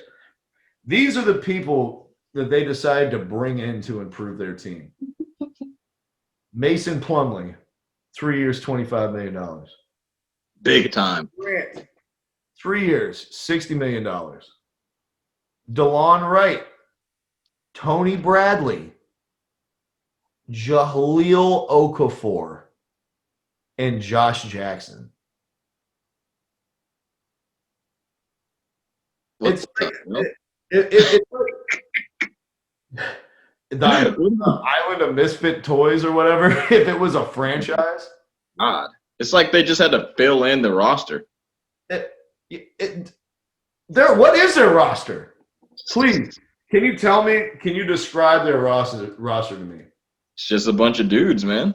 It's just a bunch of guys. There's Blake Griffin and there's a bunch of guys. Yeah, Blake Griffin, who's their best player, and then what do they do? Like sign like 5-6 more power forwards and centers. They sound like the Knicks. What is Detroit doing? Do we know what Detroit is doing? They went into this, and I don't understand. Like I can't even. The only thing I get is taking Killian Hayes. You know what? It was a good pick. You know what those players getting signed reminds me of? It reminds me of like when you're playing 2K and at the end you run out of money. So you try to sign someone and the shit is just like, you don't have enough money to pick this player. And then you're like, all right, fuck it, sim this. And you just let them pick 6 players for you for like $620,000. Yeah. Like all mid-level exception dudes. Yeah. They all blew. And Jahlil Okafor, he's probably the best dude in that whole list of players that you named. And you're just like, that's the best guy you signed to free agency? Jahlil Okafor. Jahlil Okafor? Actually, it's probably Jeremy Grant. It is Jeremy Grant. But what is the fucking point of paying Jeremy Grant $20 million a year on a team that's going fucking nowhere fast? Shout out to Jeremy Grant for just only liking money. Dude, so this is even more bizarre that you brought that up. The Nuggets fucking matched the offer from the Pistons. And he elected to go to the Pistons instead of staying on the Nuggets and possibly winning a championship for the same money.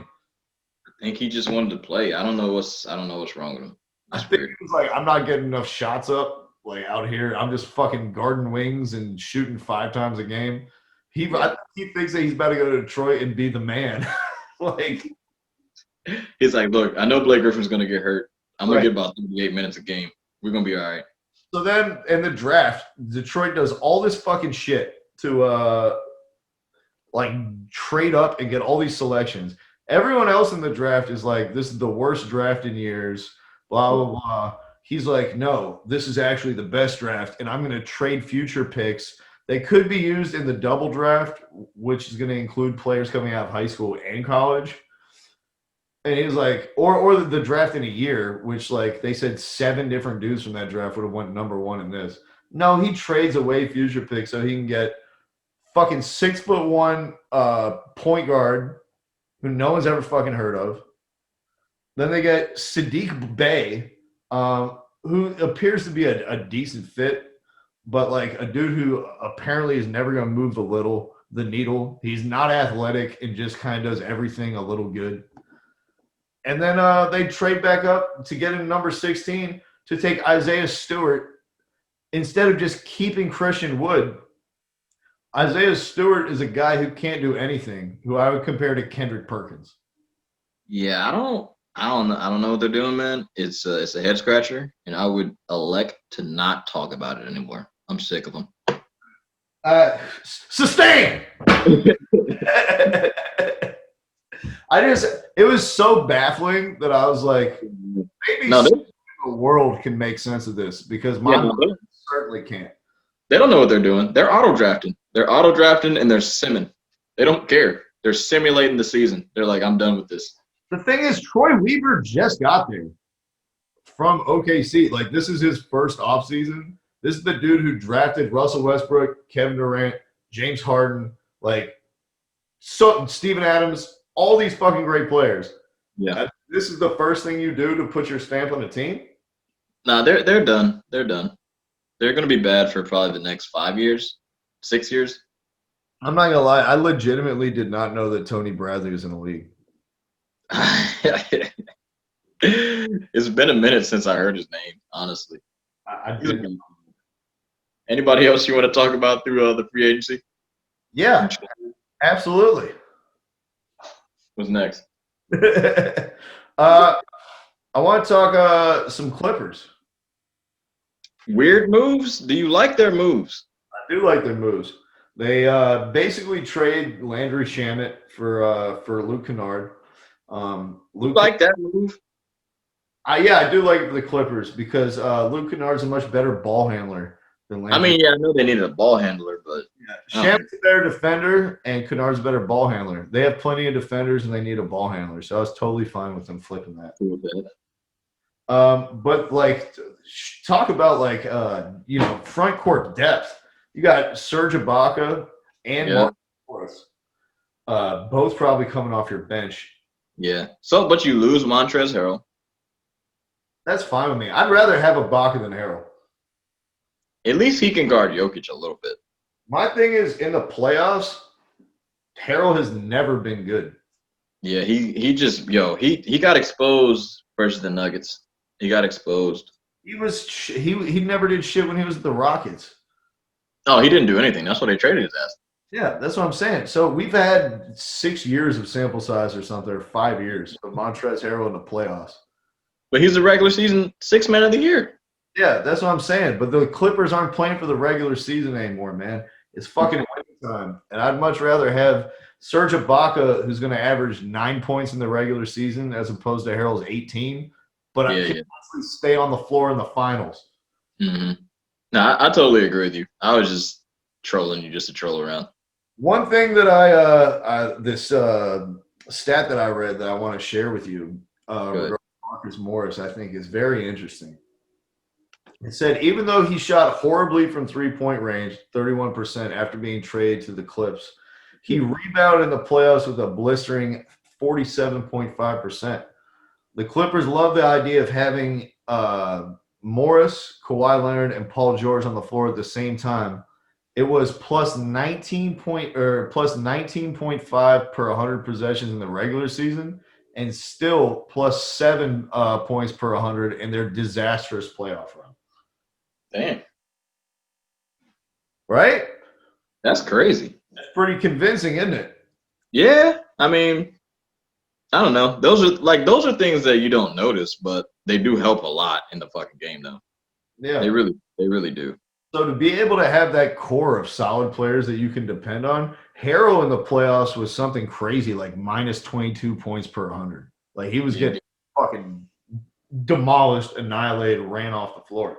Nah, he was getting eaten. He was getting ate up. Replace that dude with like straight up professionalism and competence.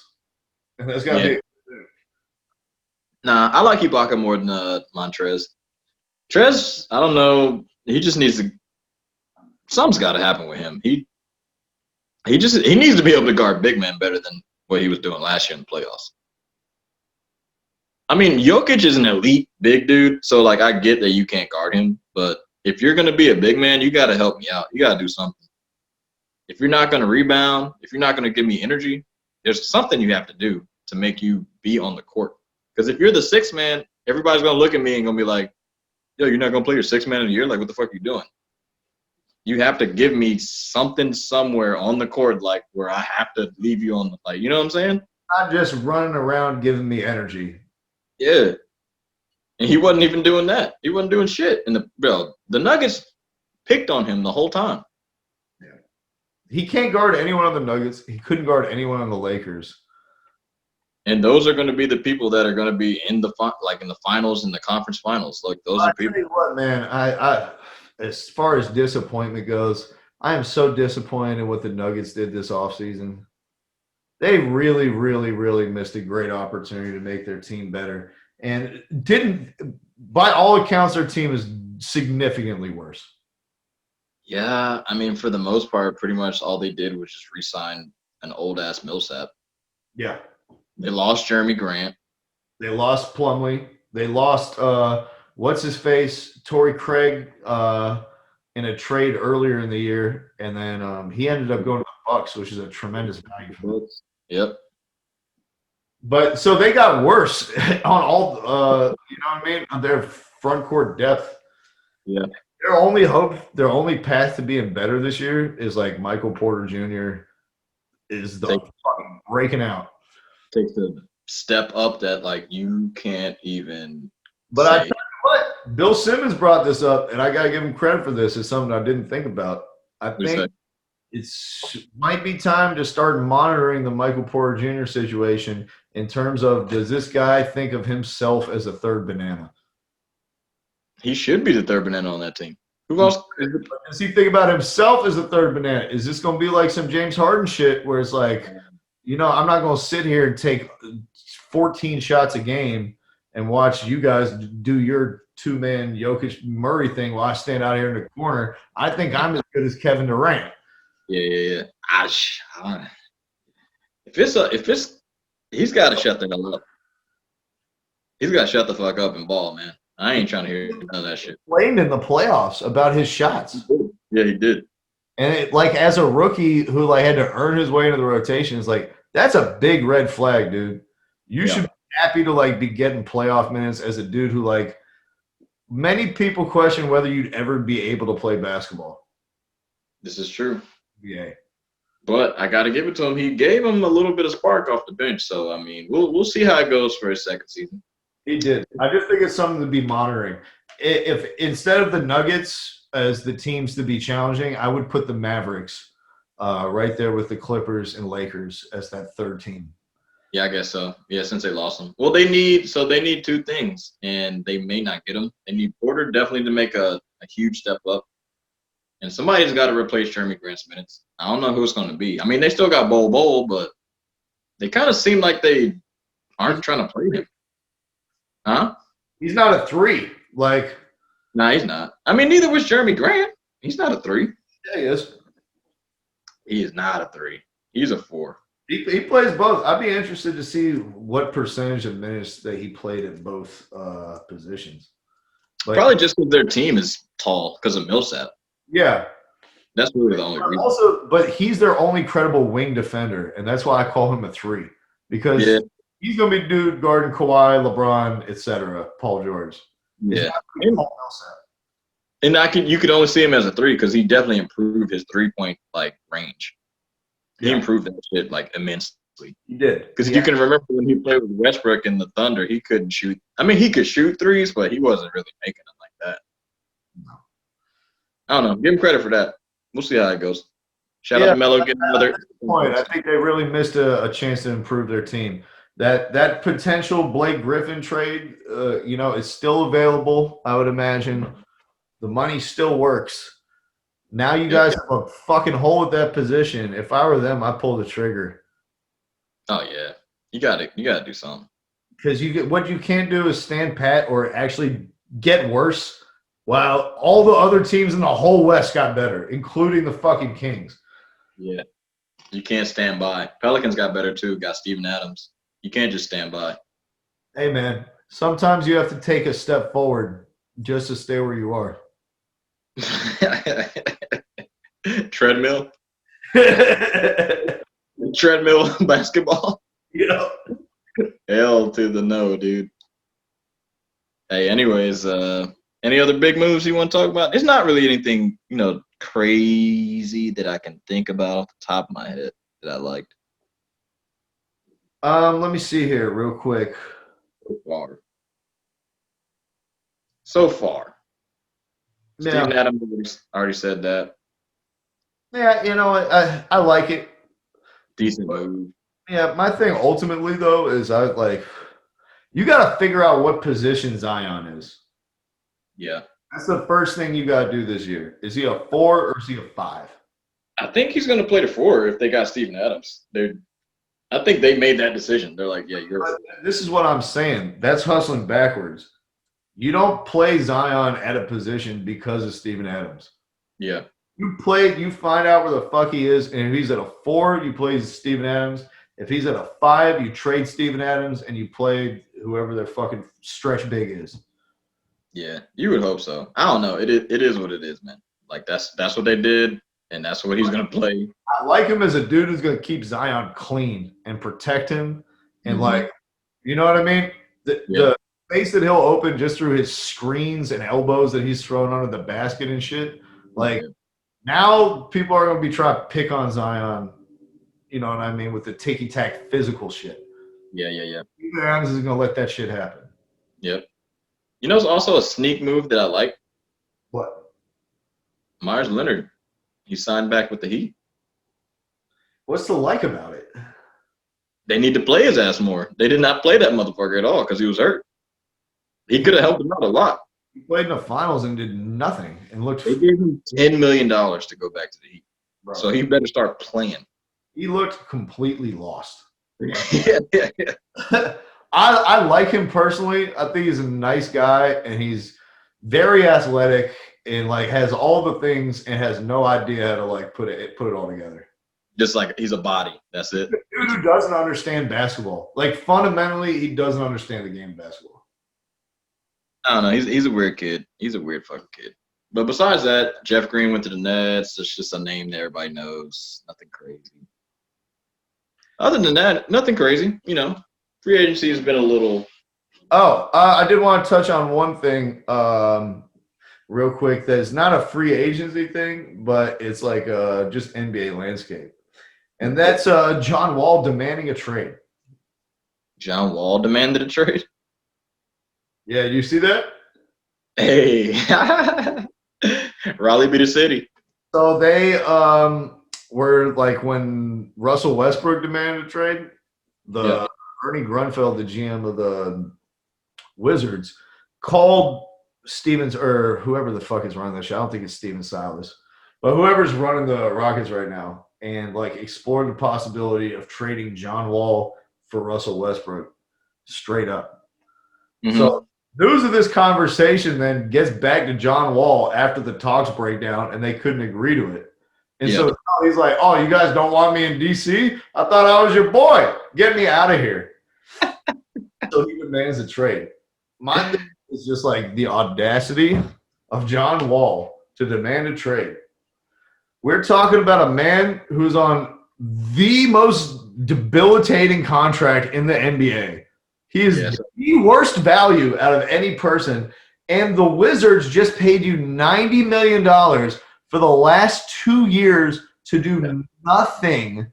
Yeah. And you have the fucking audacity to come out here and demand a trade? John Wall, you have the most untradeable contract in the league. If they're going to trade you, they fucking would have. You're a scrub. Yeah. You're an idiot. He just gets hurt for fun now. He just gets hurt for fun. He's like, hey, I can just get hurt and get paid? Oh, bet. Let me throw myself down the stairs real quick. Yeet. Supermax. And then he hasn't played one game since he signed the Supermax and is demanding a trade from a team that just gave him $100 million to do nothing. If I worked for the Wizards, I might seriously consider putting a contract out on John Wall. Oh God! And because you won't have to pay the rest of that money out if he gets shot in the fucking head at a strip club. Hey, look, there's so they can, if he gets hurt again this year, if he stays with the Wizards, I think they get a decent amount of their money back for his contract. Yeah, if he doesn't play. Yeah, it's like an insurance policy or something. If you sign a max deal, but if you don't get the playing, I think you have to play 40% of the games or something. So they didn't even pay his contract last year. The insurance paid him last year. The Wizards insurance paid him. Hey, Keep it running. Keep it running. But in all honesty, NFL, take notes. what would you think of a straight up Westbrook Wall swap? I don't know. Like, Fucking do it. What's the reason not to do it? yeah, like you saw what I did. I just shrugged my shoulders. I don't even like. Okay, cool. Like Westbrook, who gives like what's he gonna do? Same shit that he does in fucking Houston.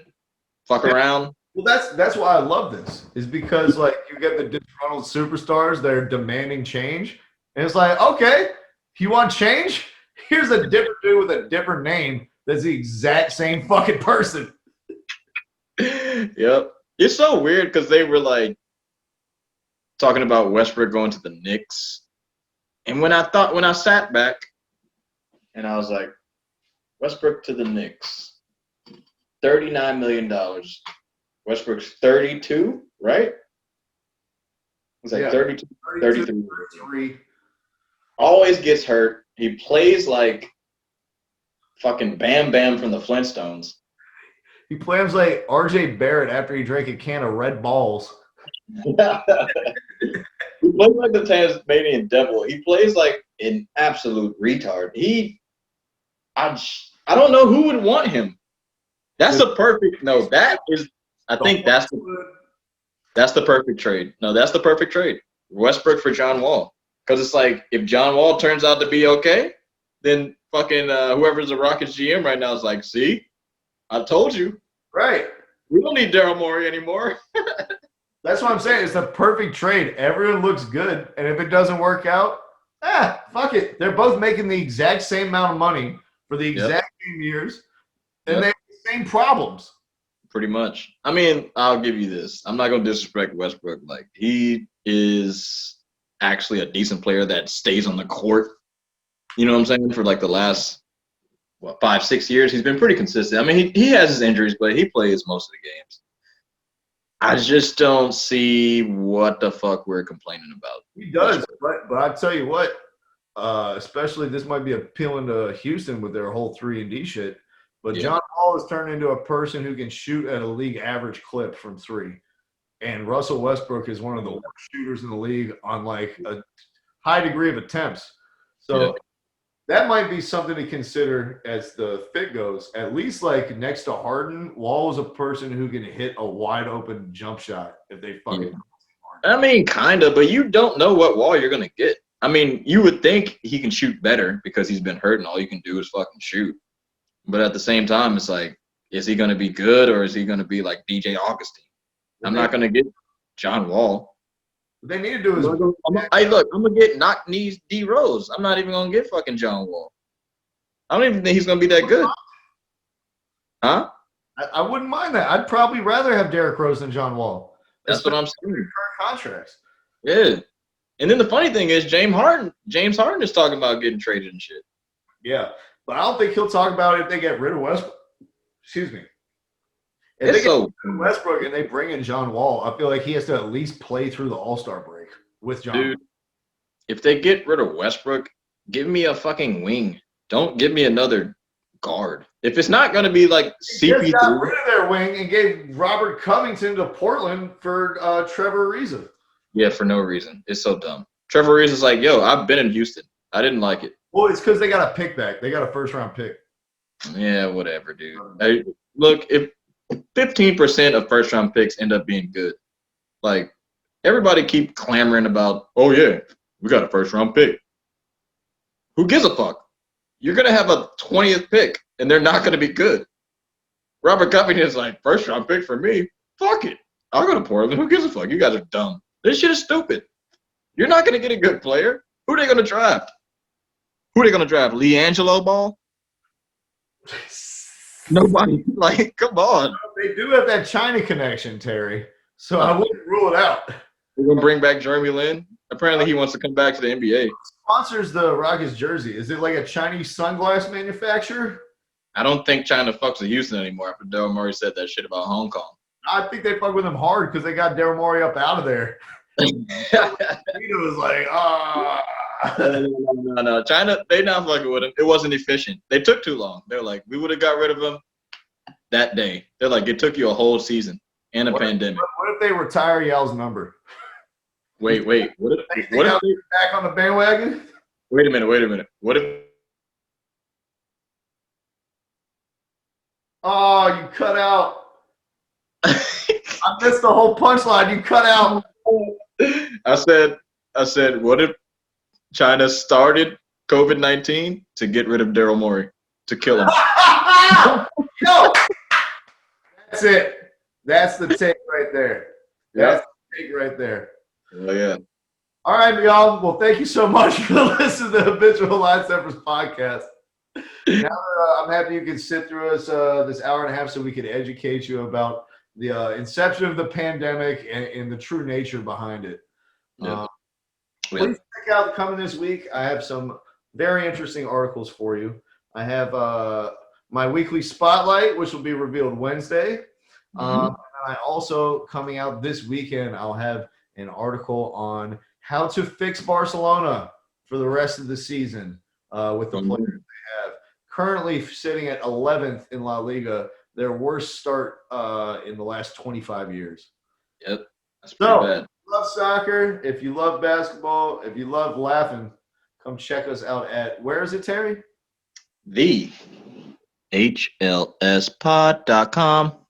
Also, subscribe to our YouTube, The Habitual Line Steppers. Line Steppers has a hyphen in it.